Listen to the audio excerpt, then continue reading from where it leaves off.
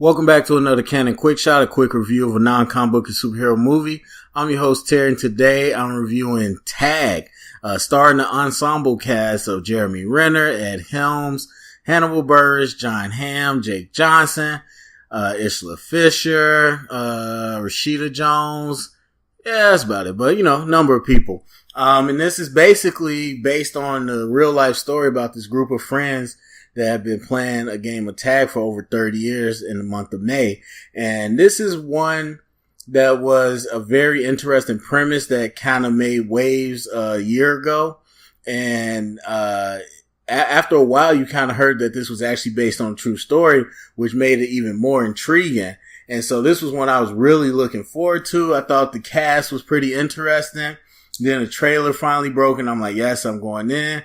And so, yeah, I got to go see it, at an early screening, and I think it is exactly what I thought it would be, because the premise was already fun for a comedy.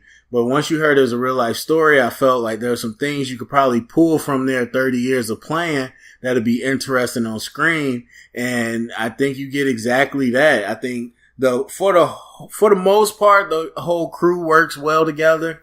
I think for me, John Hamm was the one I was worried about, because he's a great actor, but comedy, I think he's good at subtle comedy, but in the full out comedy, I didn't know how he would work. And he worked pretty well. He wasn't amazing, but he worked well. It was Ed Helms that was the odd man out for me.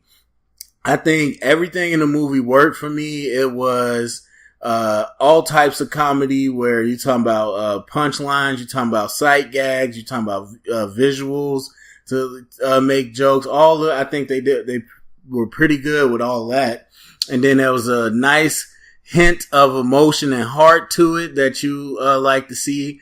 I thought the story, like the narrative they set up, was really well done to tell the story. The setting that they chose and kind of the rules of the game and how they all worked, it worked out really well. I thought it set it up well, and the pace was great. I didn't have any issue with this movie. I would say the real issue I had was Ed Helms, and it wasn't a big issue. He's just not that funny to me. I mean, I liked him in The Office. I know some people hate Andy. I loved him as Andy. Hangover, he was cool as the straight man in a trio, but ever since the Hangover, he's been in these like leading roles, and I don't think he's good at that. I mean, even though he's in the ensemble in this movie, he's kind of the lead guy out of the crew, and it didn't work for me. I mean, I think his stuff was okay, but I couldn't help but thinking that the movie would have been a lot funnier had you had a better comedian in his place. And then his wife is played by Isla Fisher, or Isla, I can't pronounce her name, but you don't see it in the trailers, but she's like a real wild card. She's like extra crazy in the movie, and it kind of just overshadows Ed Helms, and it doesn't mesh well with him. And I feel like you could have had somebody that had great chemistry with her that could go over the top with her and just make it like really hilarious.